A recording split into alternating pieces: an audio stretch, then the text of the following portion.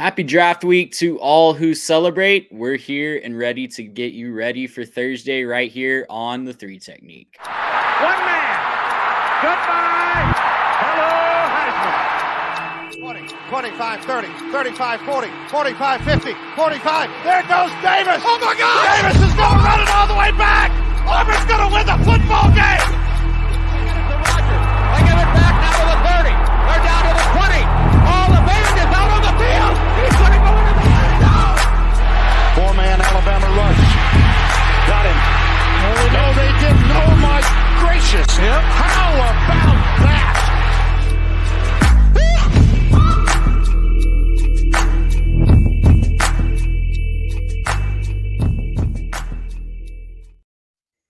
Welcome in, everybody, to another episode of the Three Technique. I'm Trey Reeves. I'm joined by Mitch Mason. First Trey and Mitch show that we've had in quite some time. It's good to be back with you. And I gotta confess, as that intro was going, I was trying to think of like a Night Before Christmas knockoff that I could lead this part in. Like the prospects were all nestled in their three-piece suits, and I with my clipboard and Mitch with his pen. I couldn't get much further than that, but we're excited to be breaking down our last pre-draft show for you guys. We're recording this on Monday night. The draft starts Thursday. It's a 3-day affair now, of course.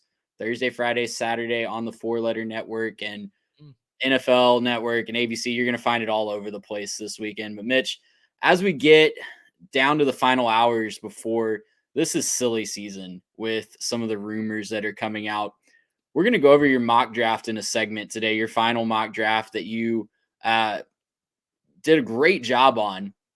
How do you sift through the silly season? How do you sift through the rumors and try to figure out what are the smoke screens and what are actual tips that are going to help you make a solid mock draft? And it is silly season.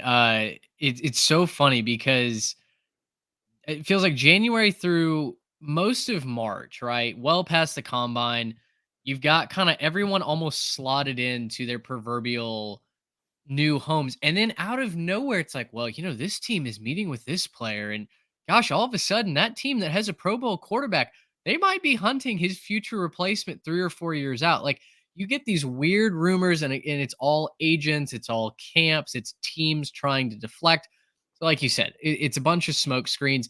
I don't know if you can ever fully sift through, but I have a couple of guys that I really trust.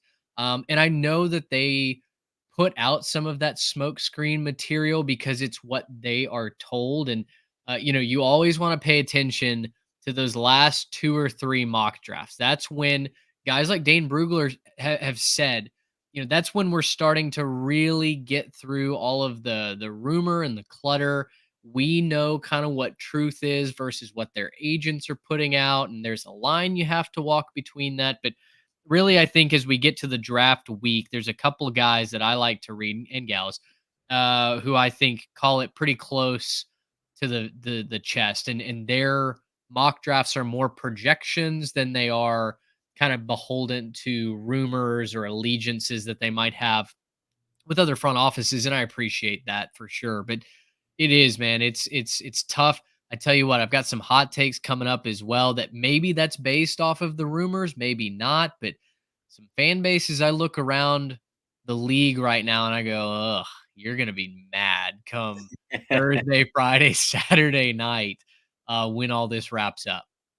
Yeah, and everybody's trying to get an edge. Everybody's trying to read the tea leaves here, and it just makes for a really exciting couple of days, right? Even Yep. the second and third rounds always have a ton of surprises. Once you get to the 4th through 7th on Saturday, it's a lot of just looking for your favorite college players, right? And seeing where they're going to end up and get a chance to continue their pro aspirations.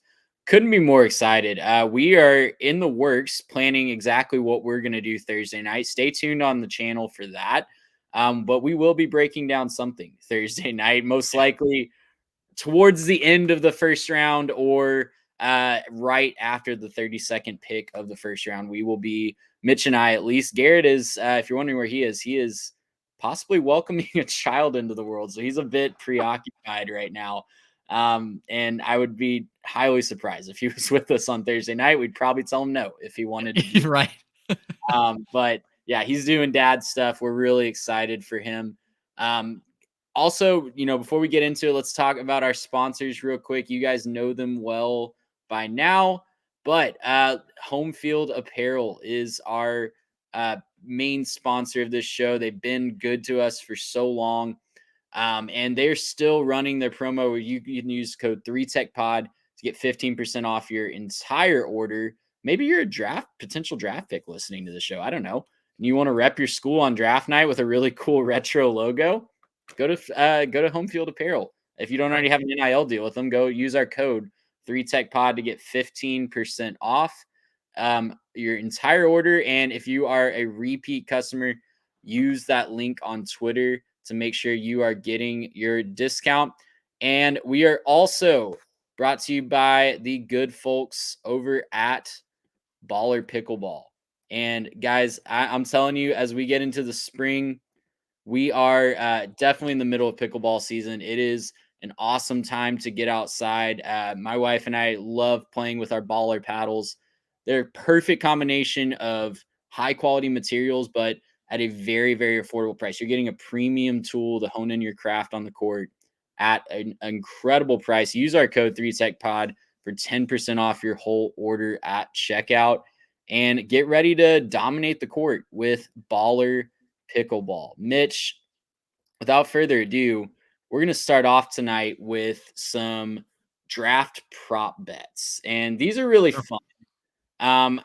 I don't recommend necessarily investing your hard-earned American currency in some of these because the value propositions versus what we think we know versus all the smoke screens that we were talking about in the intro tonight, it's just almost impossible to sort through. But it does give us some really fun stuff to talk about in the final days leading up to the draft here. So without further ado, let's jump right in. Let's start at the top, almost the top. I don't want to say exactly the top, but let's start at the almost top, second overall pick. And we have a clear favorite, obviously at minus 400, Jayden Daniels, but the other two quarterbacks, Drake May, JJ McCarthy, where are you leaning? You can kind of tease your mock draft selection here with some of these prop bet picks, but let's talk about where you're leaning with the second overall pick. Yeah, I tell you what, if you do partake in a little financial investment on draft night, this is a pick that I would potentially stay away from. There are prop bets on any of the picks. This one might be the most smoke screeny of all of the picks because as you read into what the Commanders are thinking from their beat writers, from national people, there is no consensus. As much as the current rumor, the flavor of the month is Jayden Daniels going number 2, no one is actually able to authoritatively stake a claim to who the Commanders are going to pick at quarterback. So they may pick Jayden Daniels. And in fact, I think Jayden Daniels might fit what the Commanders want to do, which is in part make football fun again. That organization has mistreated their fan base for so long. Now they have a new ownership, they have a new head coach, a whole new staff. But part of what they need to do is make football fun again. The New England Patriots can say the same thing at number 3. And I think Jayden Daniels is that guy that will make it entertaining.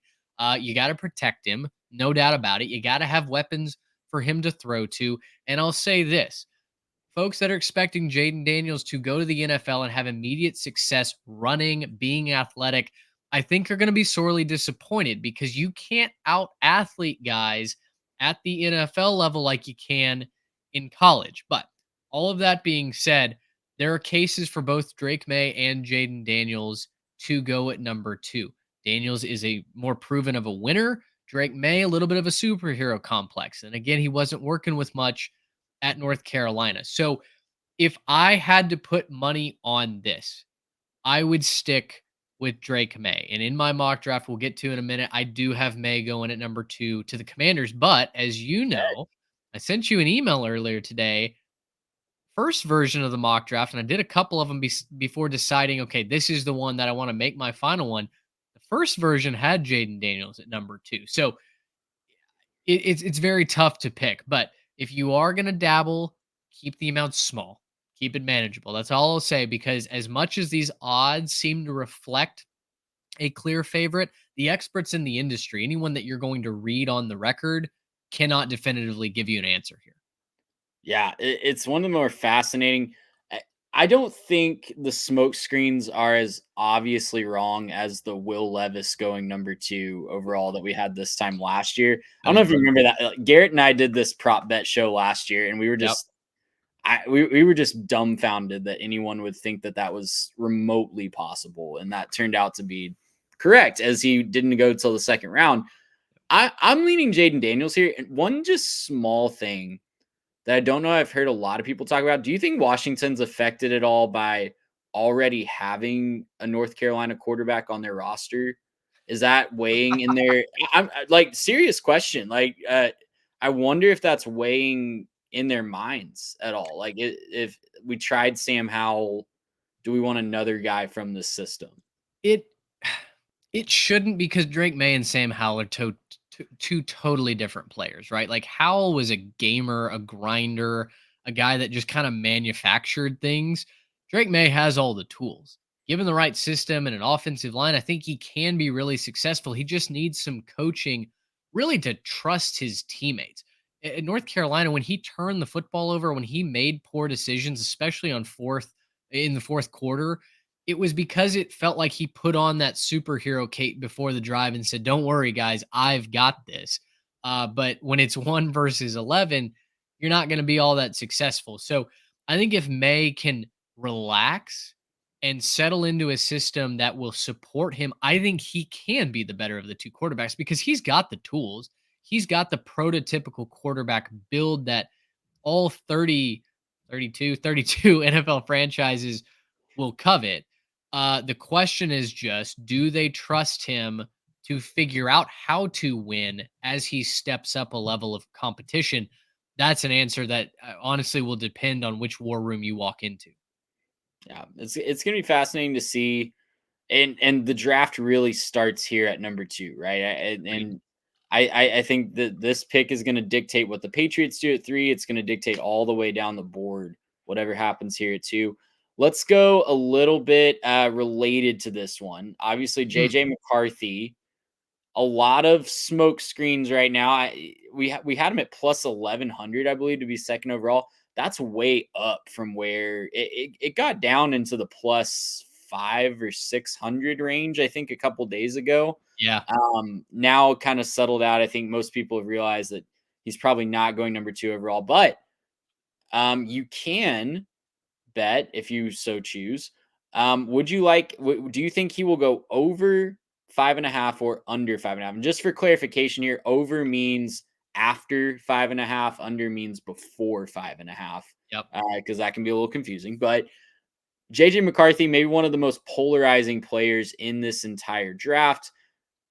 If he doesn't go 4, I could see him falling all the way out of the top 10.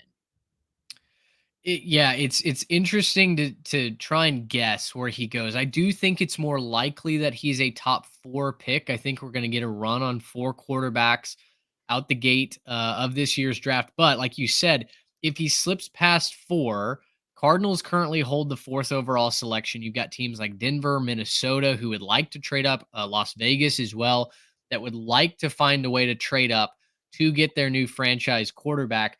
The Chargers at number 5 would like to trade out as well. But if you're a team that wants to get up into that top 4, you've got to know that there are other teams working the phone with the Cardinals as well. And the Cardinals have shown a propensity to trade out and then trade back in to the top 10 like they did last year. So I think if you want the quarterback, you got to go all the way up to 4 to make him. You're a kind of a side piece Denver Broncos fan. I know that you feel like maybe we got Zach Wilson, man. We're all good.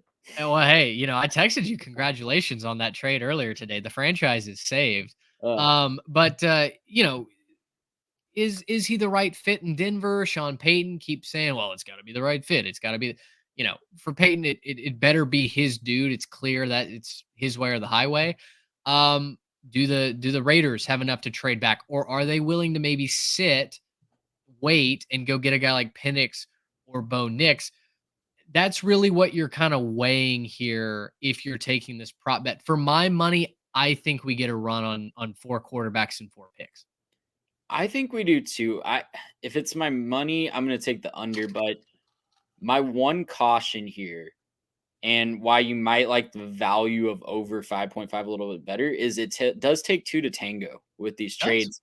And if I'm the Arizona Cardinals and I'm sitting there at 4 and you're offering me maybe a king's ransom to trade back, is that worth giving up Marvin Harrison Jr., who is a generational talent at wide receiver? I'm probably not going to get him unless, like you said, you trade back then to trade back up to the 5th pick, because I don't think he's making it past. Marvin Harrison Jr. would not make it past 5. I don't think. I think any of the teams around that range would definitely take that as a huge gift that he fell to them. So that's my one caution with everyone kind of penciling in someone trading up to 4 is I don't know that it's a difficult decision for Arizona.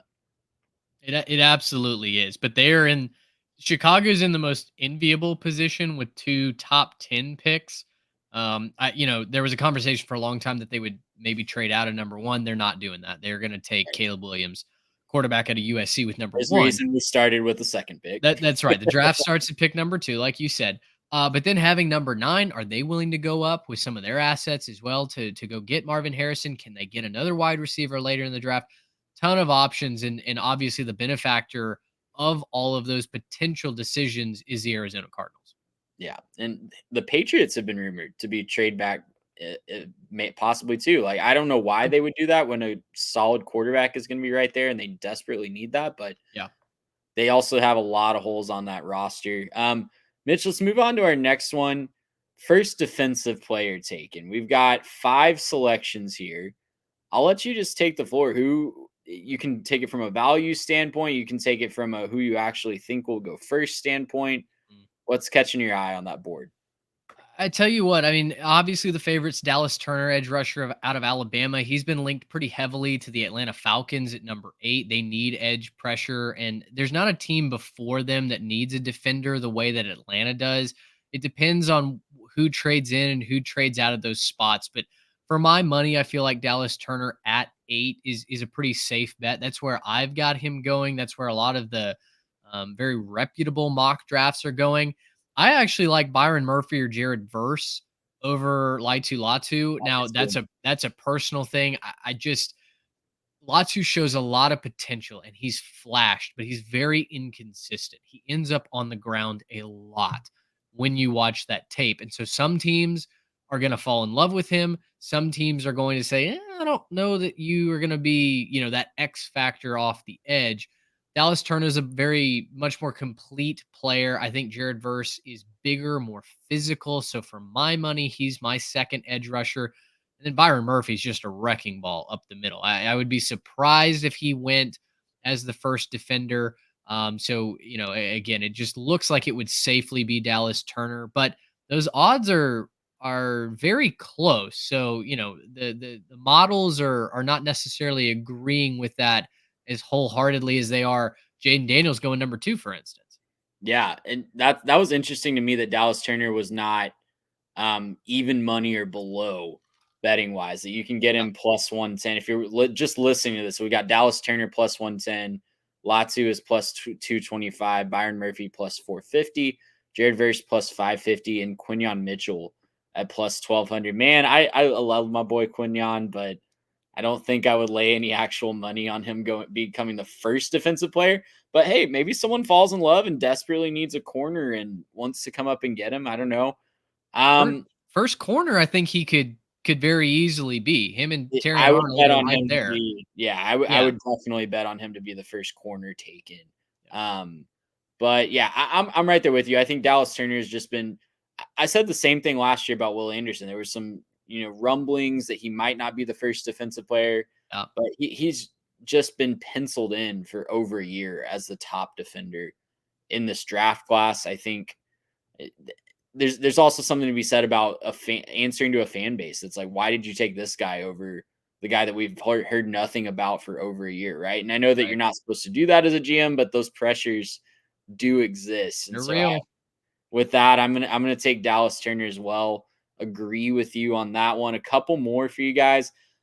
The most polarizing wide receiver that could potentially go in the first round. Adonai Mitchell out of Texas by way of Georgia.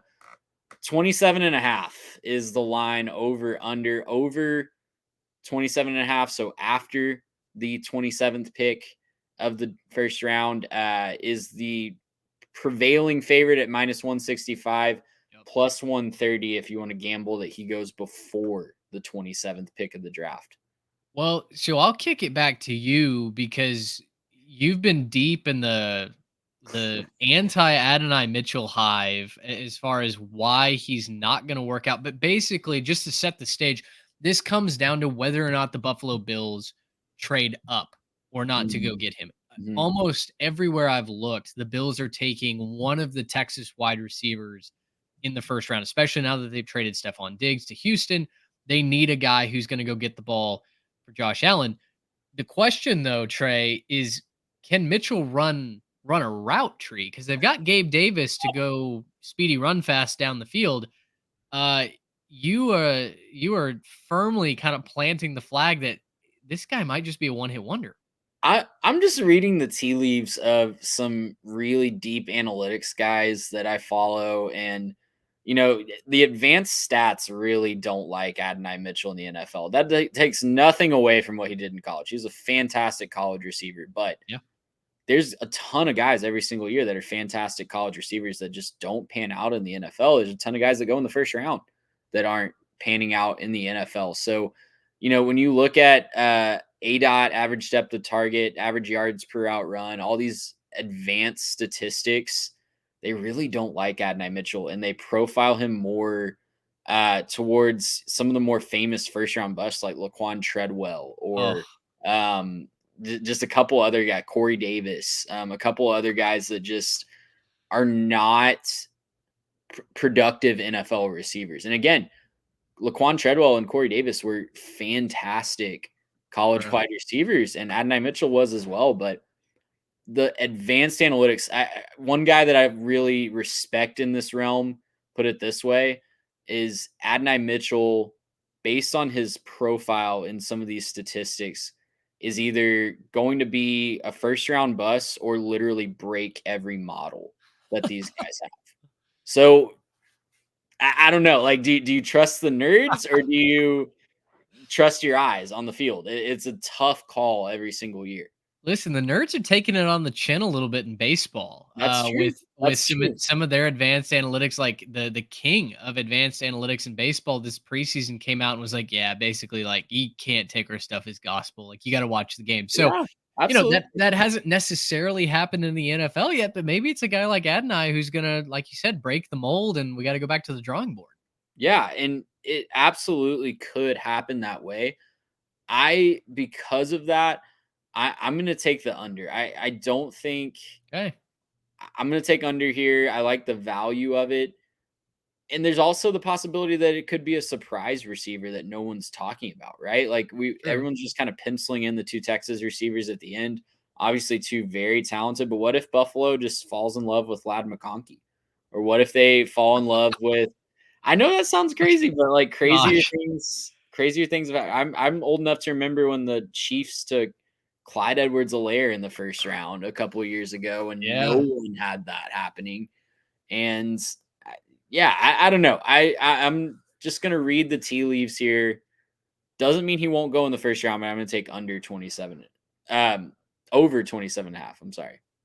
I thought you were going. Yeah, I screwed that up. Yeah, I screwed that. Okay. I'm going to take over 27.5 after the 27th pick. I screwed that up.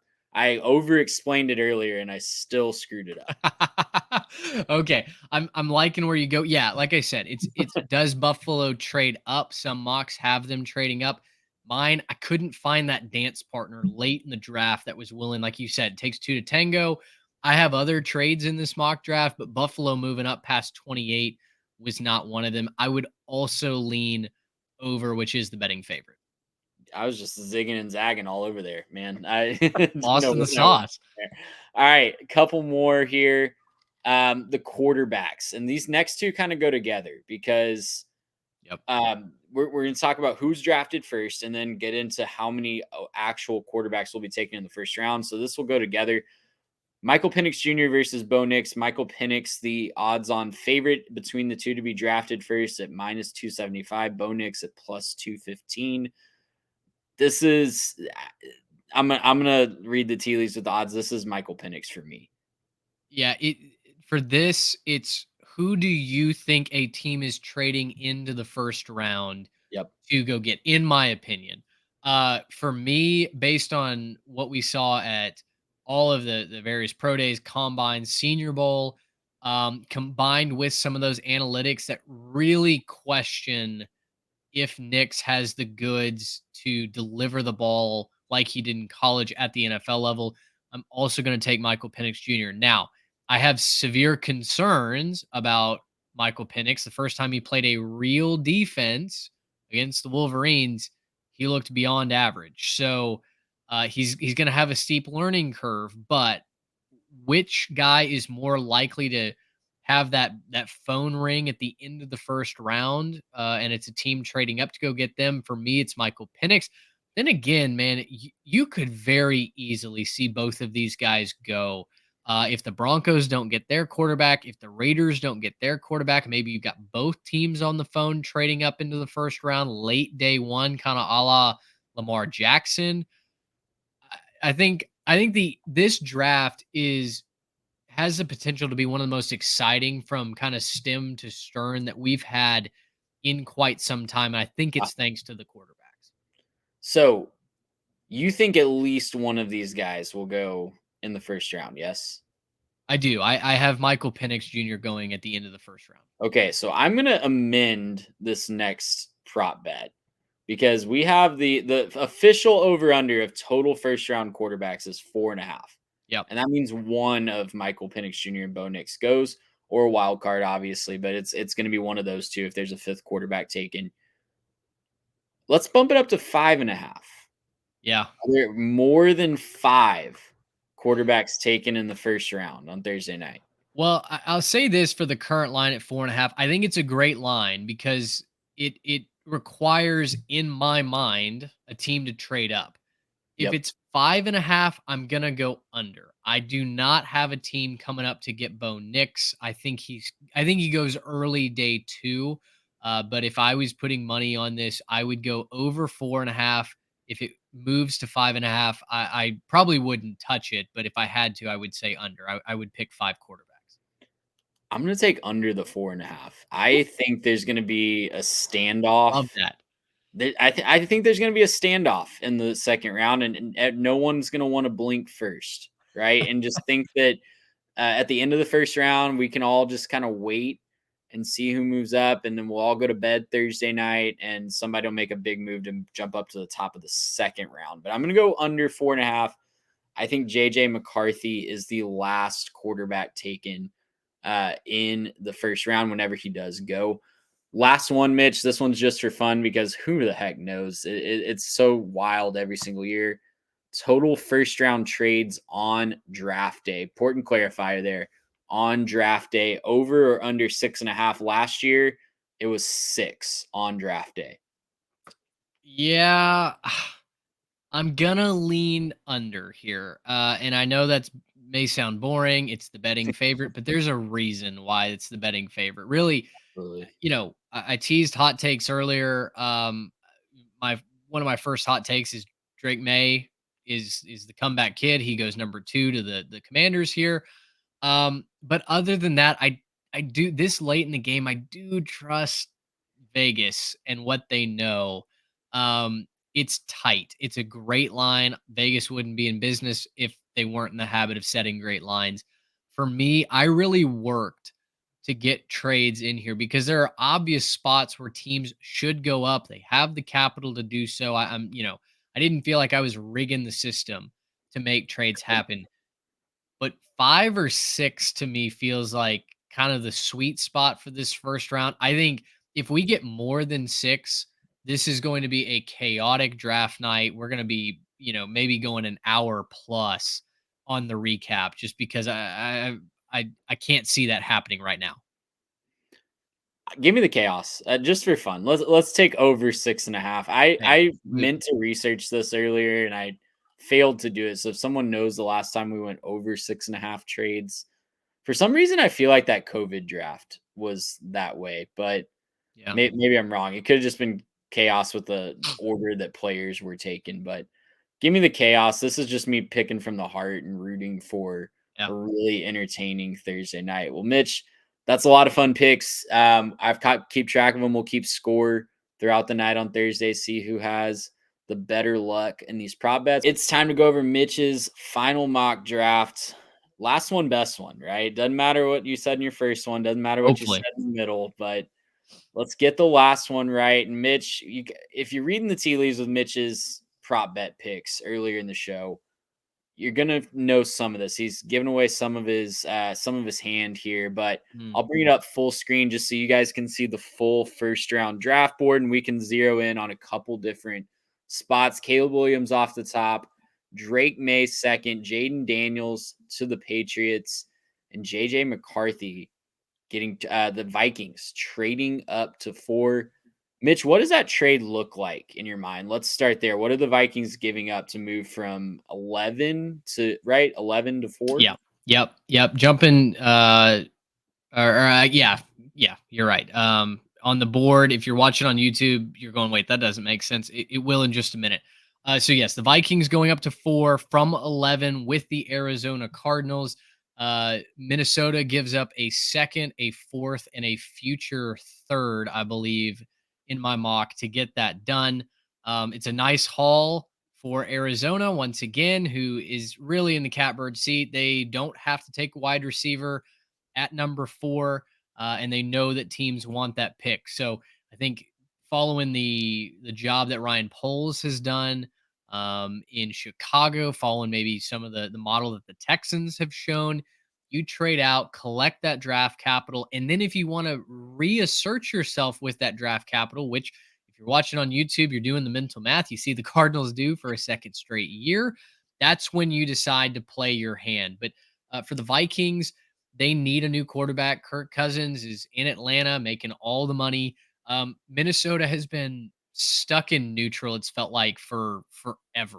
And they've tried to build the offensive line. They've tried to build the defense. It's felt like they've wasted some tremendous defenses. And now you got to kind of hit the reset button, right? And you've got some fantastic offensive weapons, but you got to have that quarterback to go do it. I've been very public about my doubt surrounding JJ McCarthy, but at the end of the day, if you can't convince New England to trade out at number 3, I think a lot of jobs are potentially on the line in Minnesota in 2024, and having a quarterback like JJ McCarthy, maybe it works. It's not ideal for him. I think he needs a season to sit and wait behind a veteran quarterback. But maybe if you're the Vikings, this is kind of your play for this season. And in the NFC North, that now the Lions are the favorites. Chicago's going to be coming on strong. Green Bay is always a threat to make the playoffs. I mean, Jordan Love looks like he's doing good things there. So the Vikings are suddenly in danger of being the cellar dweller in the NFC North. I think they have to have a quarterback to at least keep up with the rest of the competition. Yeah, I think you're right. And I think they are the most likely of that group of teams to be able to jump up that high. They're going to be able to put together the best package. And for JJ McCarthy, this is a fantastic situation for him, right? Like getting Justin Jefferson, getting Addison, getting TJ Hawkinson to throw the ball to, Aaron Jones in the backfield. That's a fantastic situation for McCarthy. Going down the list a little bit more, Joe Alt, the first offensive lineman off the board. Jim Harbaugh getting his high T offense off to a great start there with the best tackle in this draft. Marvin Harrison Jr. to the Giants. That pains me as a Cowboys fan because that's going to suck for the next 10 years if this comes to fruition. And then the Cardinals get a really nice consolation prize in Rome Odunze. I think if you're a Cardinals fan, I know, some Cardinals fans that I listen to in the podcasting world, more from the fantasy side, over at the Fantasy Footballers, they are all all in on the Marvin Harrison Jr. train, but I think they'd be happy with Rome Odunze too. Yeah, it's tough because the Cardinals absolutely could stand in and take what a lot of people have just assumed for a long time is wide receiver one and Marvin Harrison Jr. From what I keep reading though and hearing, it's not that cut and dry in war rooms as teams prepare for draft night. There are teams that have Marvin Harrison as wide receiver one. There are teams that have Rome Odunze as wide receiver number one, and there are also teams that have Malik Neighbors from LSU as their top option. So for Arizona, I think there's a great chance to trade out and then potentially trade back in, like I have them at number 7, going to get Rome Odunze. You pick up picks later in the draft. You can swap lesser value picks. You go up fewer spots than with Tennessee, who trades out of number 7. They're happy to go get an offensive lineman. There are a number of tackles in this draft, and Arizona can go get that top playmaker at wide receiver. It really just depends on what trait you like best as your top wide receiver. And I think the Cardinals obviously would be thrilled with Marvin Harrison Jr. I think if there is a potential to pick up the capital that they could and trade out of that, that's probably their lean at this point when you have guys like Odunze and Neighbors also on the draft board. Yeah, and you'll see there if you're cheating ahead with the Cardinals towards the end there, you'll see their nice consolation prize that they pick up at 23 for their efforts. Dallas Turner, we talked a lot about him in the prop bet segment. Go back to that part if you want to hear our thoughts on him at 8. Neighbors, Bowers, Fuaga at 9, 10, 11 to the Bears, Jets, and Titans, respectively. Yep. Jared Verse, I think this could be a steal of a draft, man. Like we mentioned it earlier in the first defensive player segment. He's edge 2, I think, for both of us. For me, he's maybe borderline edge 1. I could Yeah. make the case for him over Dallas Turner. You certainly can. I think the concerns for both of them are they going to be physical enough in the running game to contribute at the NFL level? That was a question mark for both of them coming out of college. But Jared Verse, remember back to 2023, this was a top 10 pick. This guy was going at a premium draft slot, and then he decided to go back to school. It almost paid dividends on the college level when they should have gotten into the college football playoff. It may have cost him a little bit of money in the NFL level, but I don't think by much. And I think Denver is a decent place for him to land if they are not going to move up and go get the quarterback and JJ McCarthy at 4. Maybe McCarthy slides past the top 5 and the Broncos are able to go up and get him at a little bit later of a pick and less draft value. That remains to be seen. But if Verse falls to number 12, I think this is a great selection for Denver. And I agree. I'm very interested to see his NFL career. Yeah, he just seems like a ready-made 10-year defender in the NFL. Like he built for it, gonna have the durability. I'm really excited to see him. Hope he goes to the Broncos. I think that'd be a great pick. Fashanu and Fontenot. You did me dirty on having this back to back. But a couple of tackles to the Raiders and Saints. And Quinyon Mitchell, guy that we've been trying to bang the drum for all off season, goes to the Colts. I think that's a great fit for him and really fills a position of need for the Colts as they try to guard all of the plethora of receivers that the Houston Texans now have all of a sudden. Arnold from Alabama goes to Philadelphia. Is that a trade up for Philly there? It is. Philly would be trading up with Seattle in that situation. I'll tell you this, we're Cowboys fans, so you're not going to love to hear this, but I think the Eagles may even want to trade up into the top 12 or 13, depending on who's working the phones. I love the way that the Eagles have run their draft over the last several years. I think there's a really good chance that they trade up even higher to go get their corner. It could be Terrion Arnold. In this situation, I have Terrion Arnold as kind of the consolation prize consolation prize at number 16. If the Eagles go get Quinyon Mitchell, that is a guy that will win in the NFC East. He's fast, he's physical, and he loves to win. that is your worst nightmare, I think, right now, other than like a game breaking wide receiver like Brock Bowers falling to the Eagles somehow. But I think a physical cornerback who can pick off the ball, who could stuff CD at the line of scrimmage on, you flip a coin basically, and you could have your wide receiver one out of the play from the jump. That's nightmare fuel for the rest of the NFC East. Absolutely. Like like I said, we've been banging that drum all off season. He's going to be a pros pro and a long time starter for someone who's lucky enough to take him. Brian Thomas Jr. at 17. I think that's a steal that low, honestly, for the Jaguars. I think that would be a fantastic pick for them in a position of need. Byron Murphy, the defensive tackle from Texas, goes to Cincinnati. And Leatu Latu, I think I'm higher on him than you are potentially. I don't know that he falls all the way to 19. I think someone's going to take a chance on him. I know the injury concerns are definitely there. Yep. If he goes to 19 at the Rams, I think that's a fantastic value for them. I think it would be great value for the Rams too.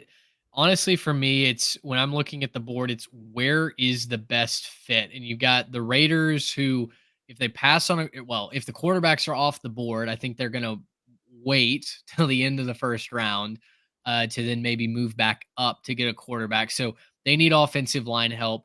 The Saints need offensive line help. The Saints could also use an edge rusher. So maybe it's Verse that goes there to the Saints. Maybe it's Latu. Again, I think Marcus Davenport was such a whiff for the Saints, who traded up for him in, I believe, 2019. And it was injury concerns. It was a lack of physicality that just kind of prevented him, I think, from reaching that ceiling. I've got the same concerns with Latu. And so do the Saints want to walk back down that road again? I don't know. I don't think the Colts or the Seahawks, if they stand in there at 16, would necessarily take edge, but maybe the Seahawks are willing to pull the trigger there. It'll vary depending on who you ask. And if you're asking me, I had him falling all the way to 19. And yeah, again, I think that could be a really good value, and it's going to depend on if he can stay healthy for sure. And as so many of these guys will have that concern. Tell me about the next three offensive linemen here. We go three different offensive linemen, three very different offensive linemen at 2021-22. Yeah, so Amarius Mims off the board to the Steelers, a guy who only has, I believe, 8 collegiate starts, but he's a mountain of a man. He's physical, good feet, and probably, in my mind, maybe has the highest ceiling if he can put it together from all these tackles. Played for the University of Georgia. Steelers need a tackle to protect whoever's going to play quarterback. It's the Waste Management Open back there in the pocket. So whoever they go with is going to need a strong blind side. And I think Amarius Mims could certainly be that. Injury concerns exist with him. I think that's what limits him from maybe going in the top 15. Jackson Powers Johnson is one of our favorite offensive linemen in this draft. He literally started at all 5 positions for Oregon. He's a road grader in the running game. He can protect the quarterback in the passing game. He's got good feet, good hands, really uses the leverage that he has to keep his hands inside the body. So I think he could play any of the positions, but I think he's probably best inside at center or guard. The Dolphins need a center. I think he plugs in well there. And then Graham Barton, offensive lineman from Duke, another versatile guy who probably profiles best inside to the Seahawks. They need some interior line help. I think Graham Barton is physically nasty. Was prevented from doing like the Senior Bowl and stuff like that because of injury. But when he's back and healthy, he's up there with the best of them. Yeah, JPJ, man. Other than maybe Quinyon Mitchell, is there anybody that's risen further in this draft class perception wise? Like, he just seemed to obviously a great college player, but it seemed like he kind of came out of nowhere from the first round mocks around February. Yeah, I think him or Jaden Daniels or JJ McCarthy, who started this cycle as round 2 quarterbacks, right? But no, you're dead on. I mean, it's felt like as scouts have gotten more combine and camp tape on him, they've fallen in love with him. And from what I've heard, he crushed the interview process as well. So certainly one of those draft day darlings.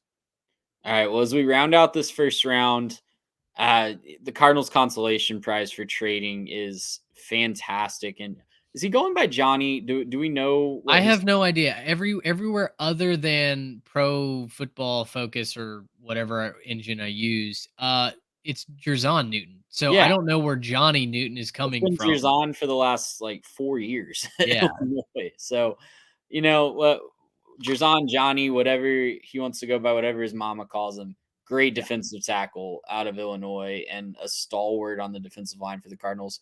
Pass JC rusher too. Yeah, Pass rusher he too. gets after the quarterback from the defensive tackle position Yep. in a way that I don't think anyone else in this class and maybe even next year's class can replicate. Great pick for them. JC Latham, the offensive tackle out of Alabama, kind of the last of the maybe Guyton out of Oklahoma is also on that kind of borderline first round, second round list, but the Cowboys get kind of the last before a tier break, maybe um, at offensive tackle there. Yeah, and I'll be honest, I don't feel great about this. This may be wishful thinking because Latham certainly can go way earlier than this. The tackle grades are kind of all over the place. I mean, you have some teams that are going to have one guy as their top tackle. In Joe Alt, that's where I had him in this mock going 5 to the Chargers. You're going to have guys that have J.C. Latham or Amarius Mims as their first tackle. So really it's pick your poison and figure out what order they go in. I don't feel great about the order, but I do feel pretty good about the teams taking tackles where they do. And the Cowboys need to go offensive linemen. JPJ and Graham Barton are both off the board here. So they need to not reach for an interior guy. There are interior guys later in the draft that they can go get a tackle, slide Tyler Smith inside to guard where he fits best, and figure it out from there. You still need a center, but figure it out from there. Whether it's Latham or Tyler Guyton, who's obviously been heavily rumored to the Dallas Cowboys, you just need to get your next franchise left tackle, and please don't miss. Yeah, that last part is the most important. Nate Wiggins goes to the Packers. Really solid athlete at the cornerback position. Chop Robinson, Mitch's whipping boy, falls all the way to 26 to the Buccaneers. No production. Yeah, He didn't do it in college. I I wanted him didn't to. say He you're didn't do wrong. it. I didn't say you're wrong, but there does seem to be a huge infatuation with Chop in the draft community. So we'll see how that plays out. Production versus underwear Olympics. We'll see. Yep. Tyler Guyton, aforementioned, goes to the Titans. Titans double up on offensive line.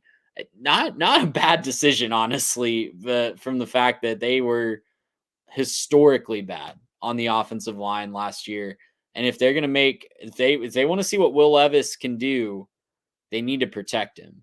And I think there's some position flex here with Guyton as well. I think you could play him at guard. Fuaga is a tackle. Guyton is strong enough. I think he could play guard. But yeah, their offensive line needs so much help. You can have all the Ferraris you want outside, but if the quarterback can't get the ball to him, or if you can't block for Derrick Henry, who's now in Baltimore, like it doesn't matter. Yeah, absolutely.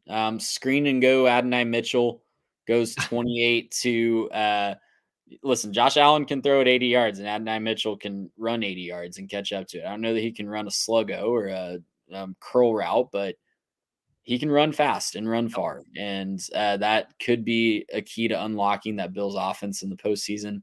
And here's where you get fun at the end, Mitch. Raiders trade back into the first round at 29, and they get their quarterback. They do. The Raiders go with picks 44 and 77. You could throw in a future pick, maybe a fifth or sixth, day 3 pick to the Detroit Lions. And I think you could get this deal done. Dane Brugler from The Athletic also concurs. He has 44 and 77 going to Detroit. And the Raiders do take the 5th quarterback of the first round. They get Michael Penix Jr. They do wait. They go tackle in this mock draft at 13 and then come back and get their franchise quarterback. I think Penix would be a great fit in Las Vegas. Some fun weapons out there. Obviously, no longer Josh Jacobs. So I do think that the Raiders are going to look to air the ball out a little bit more. I've got my concerns. Can he read a defense? Can he be more than just a collegiate system quarterback? Now that Kalen DeBoer isn't his head coach or offensive coordinator, that remains to be seen. But I think the risk is worth the gamble here because the Raiders have some really fun defensive pieces. I mean, they made Patrick Mahomes' life hell last year Yeah. on Christmas Day, but you need an offense to hit go to outscore those opponents on a week in, week out basis. The boom potential is there for Penix. The bust potential is also there, but at the end of the first round, I think it's worth it. And we've seen Penix be extremely successful when he has that go-to wide receiver, right? And Devontae Right. Adams is still in Vegas last time I checked. So great way to start his career. Side note, we just got an all caps text from Garrett, and I really thought it was time for him. I Apparently, did. y'all digging HEB. That's what I'm texting him. Time for it's not time for the baby, but all caps HEB. Congratulations to you guys for catching up to those of us down here in the southern half of the state, with the greatest grocery store in the country. That's right. And no baby yet, but last three picks here: Cooper DeJean, Kool-Aid McKinstry, Xavier Worthy. The Chiefs get a wide receiver with obviously I think that has to be a wide receiver with everything that's going on with Rashi Rice right now. Yeah. I mean, it's the same situation when they thought they might lose Tyreek a few years ago, right? And they take Hardman in the first or second round. I can't remember if it was first or second, but Second, I um, think. yeah, that has to be a wide receiver in my mind. And a couple of defensive backs there to the Ravens and 49ers that have been much ballyhooed in their time in college. Yeah, you can't fix stupid, man. I've been on board the Rasheed Rice bandwagon since early last year. I mean, in the season last year, I was saying this guy from SMU is going to go high. Get him on your team. I wanted him to stay in Dallas, and now I'm quite thankful he didn't. Because yeah, if you don't know what we're talking about, just look up Rasheed Rice driving accident, car wreck, and you'll see. Can't fix stupid, but Ravens get a very versatile defender in Cooper DeJean, who Packers Nation is furious with me probably that I didn't have him going at 25. Nate It has Wiggins to be a is the Packer. better athlete. He is limited to cornerback. He's like a buck 70 soaking wet, but really, really good hips, really, really good hands. I think he'd be an excellent coverage corner in Green Bay. Cooper DeJean probably profiles more to a safety in the NFL. That nickel role, I think, is where he would really thrive. And I mean, gosh, Baltimore continues to win at the bottom of the draft here. Like they just sit back, let one of the top 5 or 10 players in the draft fall to them value wise every single year. And then we look at the board and we go, how? How did that happen? But it just routinely happens. So it wouldn't shock me if DeJean falls that far. He's not a top 10 guy on my board, but a very, very good talent. And then Kool-Aid McKinstry, not as complete a skill set as I think Terry and Arnold has. His floor is higher than Arnold's, but his ceiling is also lower than what I think his running mate could give you. So certainly a first round cornerback, but you know, is he going to be much more than what we saw at Alabama? I don't know that. San Francisco has the luxury of finding out. Well, there you go. Picks 1 through 32. Mitch is going to go 32 for 32. No Right. questions asked. Let me get you out of here on this, though. Who is one player that you're frustrated you couldn't find a home for in the first round because you think they deserve it? Oh, that's a good question. I think Darius Robinson is that guy for me. So if you look over at the Athletic, he's going somewhere between 35 to 41, 42. In Dane Brugler's mock, he goes to the Packers at 41, who trade with the Jets. I think this guy, when we look back and everyone does those redrafts a year later, This is I the think edge out of Missouri. yes, edge rusher out of Missouri. My bad. Yes, I think Darius Robinson has a chance to be a top 15 player. Mm. Explosion, physicality. He just wants it more than you, and he's going to find his way to the quarterback. I think he's got a tremendous NFL future ahead of him.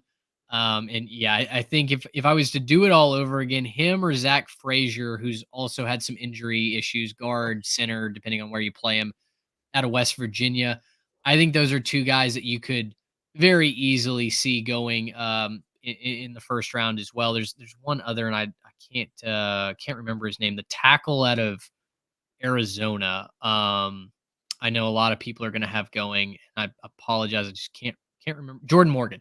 Morgan, tackle at Arizona. He could also be a first rounder. Well, there you have it, guys.